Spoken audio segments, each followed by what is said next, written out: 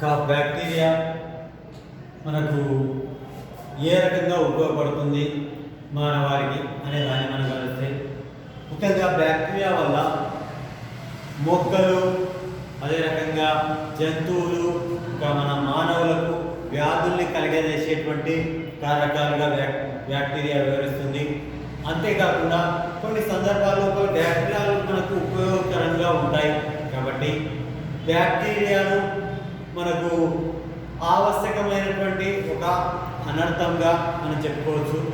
అంటే అది ముఖ్యంగా ఈ బ్యాక్టీరియా అనేటువంటిది కొన్ని సందర్భాల్లో మనకు అవసరంగా మనకు మిత్రులుగాను, కొన్ని సందర్భాల్లో వాళ్ళ శత్రువులుగాను విస్తరించి ఉంటాయి. కాబట్టి బ్యాక్టీరియాలు మనకు మిత్రులుగాను శత్రువులుగాను వ్యవహరిస్తుంది. దాంట్లో మన శత్రువులుగా అనే దాన్ని మనం గమనిస్తే, మానవులకు కలిగించేటువంటి వ్యాధులు, వీటిని ఖచ్చితంగా ఎంట్రన్స్ లోపల ఏ వ్యాధి జనకము, ఏ వ్యాధిని కలుగజేస్తుంది అనేటువంటిది మనకు అడిగే అవకాశం ఉంటుంది. దీన్ని 4 మార్క్స్ క్వశ్చన్ అని ఏదైనా కూడా అడగడం. కాకపోతే అంటే ఎంట్రన్స్ పరంగా ఈ వ్యాధుల గురించి అడగడం, ఇవి గుర్తుపెట్టుకోవాలి.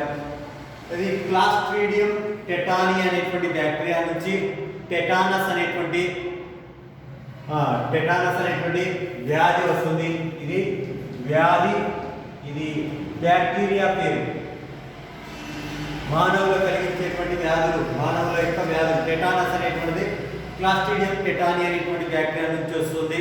అదే రకంగా క్లాస్ట్రీడియం బొట్టులికం అనేటువంటి బ్యాక్టీరియా నుంచి బొట్టులిజం అనేటువంటి వ్యాధి కలుగుతుంది. అదే విబ్రియో కలరే అనేటువంటి బ్యాక్టీరియా నుంచి కలరా వ్యాధి వస్తుంది, కలరా వ్యాధిని కలిగజేస్తుంది. ఇంకా సాల్మోనెల్లా టైఫిమ్యూరియం అనేటువంటి బ్యాక్టీరియా టైఫాయిడ్ వ్యాధికి కారకమవుతుంది. ఇంకా కొరినీ బ్యాక్టీరియం డిఫ్టీరియా నుండి డిఫ్టీరియా అనేటువంటి వ్యాధి కలుగుతుంది. ఇంకా మైకో బ్యాక్టీరియం ట్యూబర్కులోసిస్ నుండి టీబీ అంటే ట్యూబర్కులోసిస్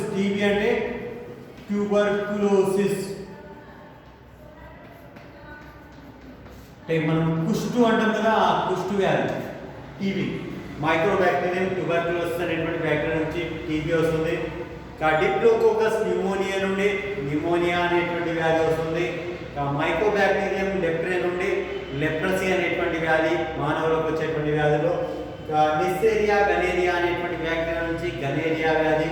అదే టెప్రోనిమా పాలిడమ్ అనేటువంటి బ్యాక్టీరియా నుంచి సిఫిలిస్ అనేటువంటి వ్యాధి కలుగుతుంది. ఇది మానవుల్లో కలిగించేటువంటి వ్యాధులు బ్యాక్టీరియాల పేరు. బ్యాక్టీరియాల వల్ల కలిగేటువంటి వ్యాధ, వైరస్ వల్ల కలిగేటువంటి వ్యాధ అనేది మనకి ఎంట్రన్స్ లోపల ఈ 3 నుంచి ఇంకొకటి వైరస్ తీయచ్చు, లేదా ఇందు లోపల ఏవి బ్యాక్టీరియాకి చెందినవి, లేదా ఏది వైరస్ చెందిందని అడిగే అవకాశం ఉంటుంది.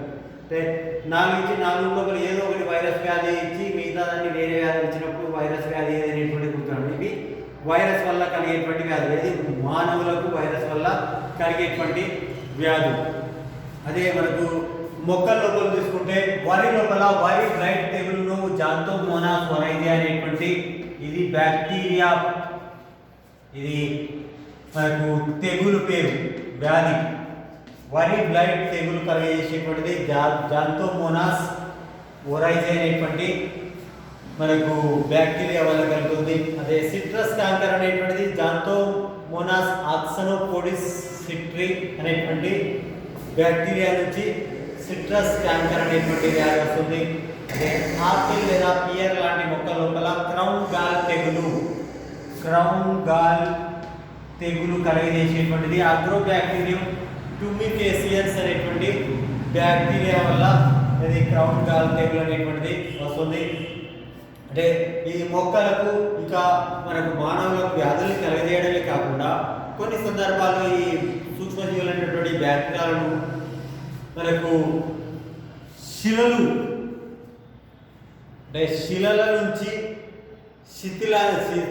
శిలలను శిథిలం చేసినటువంటి ఆ శిథిలం చేసినటువంటి భాగం నుంచి మనకు యురేనియం అనేటువంటి మూలకం లేదా లోహాన్ని నిష్కర్షించడం కోసం, యురేనియం లోహం నిష్కర్షించడం కోసం ఈ బ్యాక్టీరియాలను వాడతారు. దానివల్ల మనకు సాధారణంగా ఇతర పద్ధతుల లోపల ఆ శిలల నుంచి ఆ యురేనియాన్ని తీయడానికి లేదా ఆ లోహాన్ని తీయడానికి అయ్యేటువంటి ఖర్చులో ఈ బ్యాక్టీరియాల వల్ల లేదా సూక్ష్మజీవుల వల్ల లోహాలను నిష్కర్షించడానికి ఇంచుమించుగా అయ్యేటువంటి ఖర్చులు 50% కంటే తక్కువ, 50% కంటే తక్కువ మనకు వ్యయంతో అంటే ఖర్చు అనేటువంటిది తగ్గుతుంది.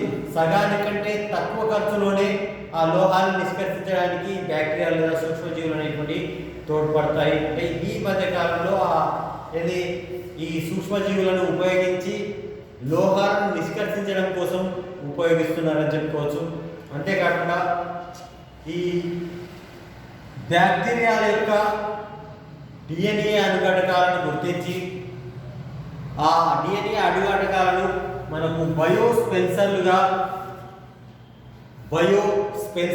వాడుతున్నారు. బయోస్పెన్సర్స్ అంటే ముఖ్యంగా ఇవి విషపూరితమైనటువంటి కాలుష్య కారకాలను గుర్తించడం కోసం ఈ బ్యాక్టీరియల్ డిఎన్ఏ అణుఘటకాలను వాడుతున్నారు. అంటే అక్కడ వాతావరణంలో ఏ రకంగా మనకు ఆ కలుషితం ఎంత జరిగింది లేదా ఏ రకంగా ఉంది అనేది దానికి ఆ బ్యాక్టీరియాలో ఉండేటువంటి డిఎన్ఏ కారకం కాబట్టి ఆ డిఎన్ఏ ఆధారంగా మనకు ఆ వాతావరణ కాలుష్యాన్ని గుర్తించడానికి మనకు బ్యాక్టీరియల్ డిఎన్ఏను వాడతారు. దాన్ని మనం ఇక్కడ బయోస్పెన్సర్స్ అంటాం. బయోస్పెన్సర్స్ కాలుష్య కారకాలను గుర్తించేటువంటి అంశంగా కూడా మనకు బ్యాక్టీరియల్ డిఎన్ఏలను వాడతారు. అంతేకాకుండా మనం ఇంతకుముందు 11th 12th లెసన్ లోపల ఇది జీవ పునఃసంయోజక డిఎన్ఏ సాంకేతిక ప్రక్రియ విధానం, అదే రకంగా మనకు వాటి యొక్క ఉపయోగాలు అనువర్తనాలు ఏ రకంగా ఉంటాయి అనే దాని లోపల మనం చూసాం. దాని లోపల బ్యాక్టీరియా అనేటువంటిది వాహకాన్ని కలిగి ఉన్నటువంటి ప్లాస్మిడ్ని కలిగి ఉన్నటువంటి బ్యాక్టీరియా అంటే పునఃసంయోజక డిఎన్ఏ సాంకేతిక ప్రక్రియ లోపల ఉపయోగిస్తామని చెప్పుకున్నాం. అదే సూక్ష్మజీవుల వల్ల ఉపయోగాలు లాస్ట్ లెసన్ లోపల కూడా మనం చూసాం. మానవ సంక్షేమంలో సూక్ష్మజీవుల్లో భాగంగా మనకు గృహోపకరణ ఉత్పత్తి లోపల రసాయనాలు ఎంజైమ్లలో తయారు చేయడం లోపల ఉత్పత్తి చేయడం లోపల మురుగునీటి శుద్ధి విధానం లోపల అదే రకంగా బయోగ్యాస్ ఉత్పత్తిలో అవి ఏ రకంగా తోడ్పడతాయి బ్యాక్టీరియా అనేటువంటి మనం చూసాం. అంటే అవి మనకు ఉపయోగకరంగా మనకు విస్తరించి ఉన్నటువంటి అంటే బ్యాక్టీరియా వల్ల ప్రయోజనాలు ఉన్నాయి, అనర్థాలు ఉన్నాయి. కాబట్టి మనకు మిత్రులుగాను శత్రువులుగాను బ్యాక్టీరియాలు వ్యవహరిస్తాయని చెప్పుకోవచ్చు. ఇది మనకు బ్యాక్టీరియా, దీంతో బ్యాక్టీరియా కంప్లీట్ అయినట్టు.